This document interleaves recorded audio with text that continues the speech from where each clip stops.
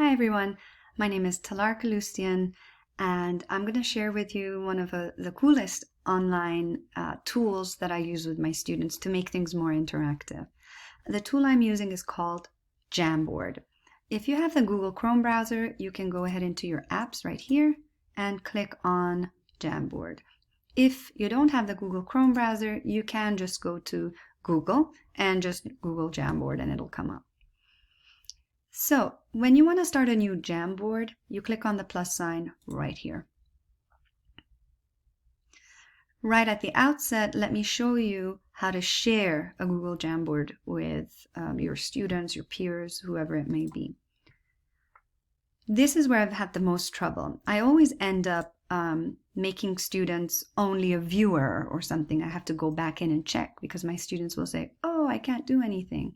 So you'll click down here, anyone with the link, and change the setting so that whoever gets the link can be either a viewer or an editor. So I'm saying editor, I'd copy this link, and then I would send it to my students either through the Zoom chat, or I'll put it on Canvas, or send it by email, whatever the case may be. Here are the features on Jamboard that you would use. You have a pen, that is really for freestyling. So if you have, the thickness, the color, and it's to do stuff like this. You have the eraser, which will erase this. As you can see, this is just the pointer so that students can see where your mouse is. This is the feature that I use most often, the sticky notes. You can add an image to the Jamboard if you'd like. You can add shapes. You can add a text box. This is the second feature that I use mostly. And this one cool thing here is like a cursor. You have to click and you'll see it disappears. So if you want to highlight something, if you want to show students, focus on this, they'll see that and then that line disappears. So that's a cool little feature. So also let me show you, this is like page 1 of my Jamboard. This is page 2, and you can just keep going and it automatically creates one. So sometimes your students may be on the wrong page and you can say, oh, make sure you're on page 2.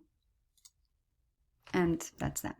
You can put the title of your jam here, your Jamboard. So I will say Intro to Jamboard. And I'm going to give you an example of the kind of thing that I do with my students. So I'm working with ESL students, and we do a lot of grammar stuff on here, summarizing passages, correcting sentences, sharing ideas. And I've even used it, if students have questions, they can do it anonymously. They just post it up here and nobody will know who's asking it. So that's pretty cool too. The way you know that everyone has joined your Jamboard when you send them the link is you'll see a bunch of circles appearing here. You don't see them now because I haven't shared this with anybody, but you would see who is there in real time. And when people get off the board, those circles will come off as well. And you'll notice that the little characters that come up have fun names like Bright Dragon or Happy Anaconda or whatever it is. So that's the cool thing. It anonymizes it for it anonymizes. All right. So here's an example of what I've done with my students. We're learning about compound sentences, and so I will put a simple sentence on one side. It's kind of like a heading. I will put another one on the other side. I just duplicated it, and I will put one more in the middle with fanboys. For any grammarians out there, this might be familiar to you. For those who aren't, fanboys are conjunctions. It's an acronym for conjunctions. F is for, A is for and nor, but, or, yet, so. So I just put this here in the middle. And we'll get started. We'll just immediately start posting things. So I will maybe say something like, it looks like a balloon. And then on the other side, I will say, it is not. Just a simple example. Okay. Now what students have to do is figure out what fanboys goes in here. So anyone from the class who's on this screen can click on a sticky note and write what they think the fanboys is. So the fanboys here is about the logical fanboys. So now my compound sentence becomes, it looks like a balloon, but it is not. Then I'll say to students, what else is wrong with this? And they'll click on it, remove that period, and change that I to a capital T. And now we have a very nice compound sentence. I think I forgot to mention that when you're sharing this with students over Zoom, make sure that you don't share your Zoom screen. You just close the share on the Zoom screen and have students by themselves go onto this page. Reason being, if you are sharing the Zoom screen with them, they're going to try to click around and they're going to try to add stuff, but they're not going to be able to because it's your Zoom share. It's not the actual site. Change that to intro. Just want to show you a few other Jamboards that I've created with my students. We've created together. Here's one that's very similar to what we were doing now, how to make a compound sentence and which fanboys would make sense to go in here. And you can see I use the shape feature to highlight what we must not forget about. We must remember to get rid of that period. We must remember to take that, to make that T a lowercase t, and so on. On the next page, we were going to start doing complex sentences. We didn't, but you get the point. Let's also look at a couple other examples I've done. I had students write down the verbs just so that we could, this was a review. It wasn't a didactic teaching moment. It was just a review. And we looked at the present simple. Students, what they did was create a text box, and you can make that text box bigger or smaller.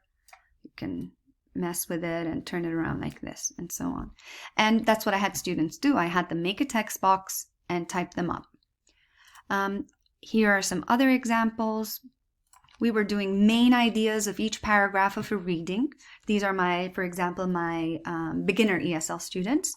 And so we came up with the ideas in question form, the main ideas for each paragraph.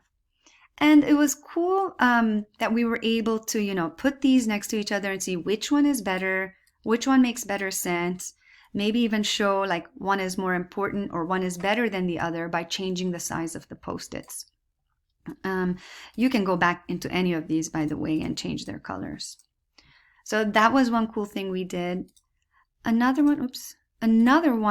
example is, let's see. This was the one I did with my nieces, if you see this. Let's see if there's anything else.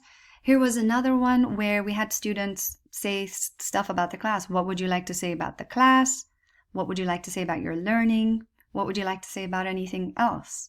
And so you can see some notes here about what people said. And remember, again, it's all anonymized, so nobody really knows who is writing what. But everybody gets to benefit from the things that their peers say, whether they be right or wrong. We get to workshop all of those. So I think that's about it.